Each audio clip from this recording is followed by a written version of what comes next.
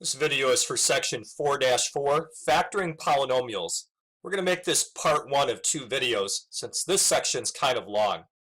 Polynomial factoring is the process of expressing a polynomial as a product of other polynomials. Here's an example. Here is a polynomial. To factor this, we could use the distributive property to rewrite it as 4a times 5 plus 6a. We're rewriting this sum as a product, as two things multiplied together. The 4a is the greatest common factor of the two terms in that original polynomial. Here are the steps in factoring any polynomial. Step 1. If there is a GCF not equal to 1, then write the polynomial as a product of the GCF and a corresponding polynomial factor. That's what was done in this first example. The GCF of 20a and 24a squared is 4a. It's the largest thing that divides both of those evenly. The corresponding factor to 4a is the thing that you would multiply to 4a to make the polynomial, and that was 5 plus 6a. Step 2. If the corresponding polynomial factor matches one of the special patterns, rewrite it using the patterns rule. So the next thing we need to discuss is, what are the special patterns? The first is called a difference of squares. When you have a polynomial that has this arrangement to it, where the letter a is some numerical expression and the letter b is some other numerical expression, here is a pattern to follow to get the factored form, where there is now multiplication in between there. Let's try a couple examples. X squared minus 16. The reason x squared minus 16 fits this pattern is because x squared minus 16 is the same thing as x squared minus 4 squared. Now it's easier to see that the letter a is an x and the letter b is a 4. Knowing that, let's follow the pattern. There are two sets of parentheses.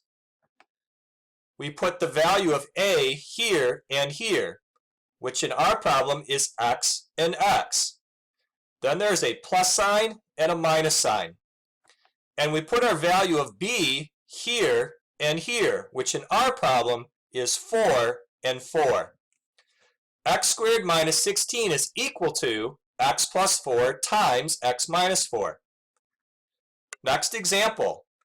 This also fits the pattern called difference of squares, because 9a squared is the same thing as 3a squared minus 12b squared.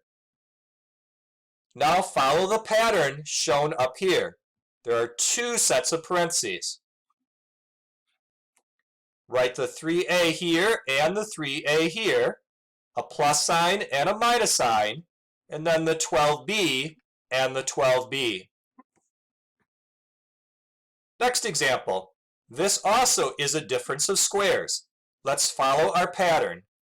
Two sets of parentheses. What goes here and here? What two things get multiplied together to make m to the 4th power? M to the 2nd and m to the 2nd. What sign goes here and what sign goes here? A plus and a minus. Now what goes here and here? What two numbers get multiplied together to make 1? It's 1 and 1. Our next special pattern is called a perfect square trinomial. We're looking for this arrangement. And if we decide we have a polynomial that looks like this, then here's a fast way to factor it. Notice the other version of a perfect square trinomial where there's a minus sign in the middle. Let's try some examples.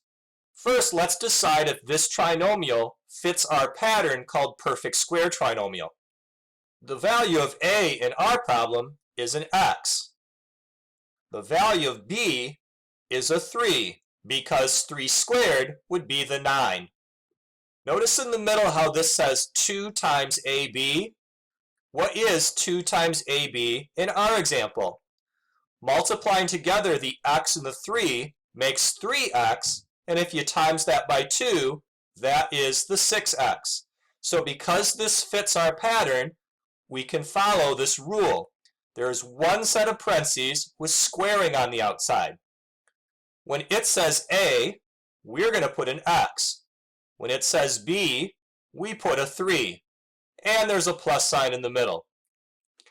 X plus 3 squared is the factored form of this trinomial. Let's try this next one. First of all, is it a perfect square trinomial? Is the first term a perfect square? Yes, it is. The square root of that is 3a. Is the last term a perfect square? Yes, the square root of that is 12b. Then multiply these together and double it. 3a times 12b is 36ab. Timesing that by 2 makes the 72ab. Because this is a perfect square trinomial, follow the pattern shown above. One set of parentheses with squaring. The square root of 9a squared is 3a. The square root of 144b squared is 12b. And there's a plus sign in the middle. Let's try the next one. One set of parentheses with squaring. What is the square root of this? It's m squared. What is the square root of 25? It's 5. What sign goes in the middle? It's a minus. There are some more special patterns, but we'll leave those for part 2 of this section. Let's summarize. We reviewed the concept of factoring, which means to rewrite a polynomial as a product of its factors. Figure out what things get multiplied together to create the original polynomial. The first kind of factoring you look for is to factor a greatest common factor. But after you do that, you look for special patterns. The two that we've practiced so far are difference of squares and perfect square trinomial.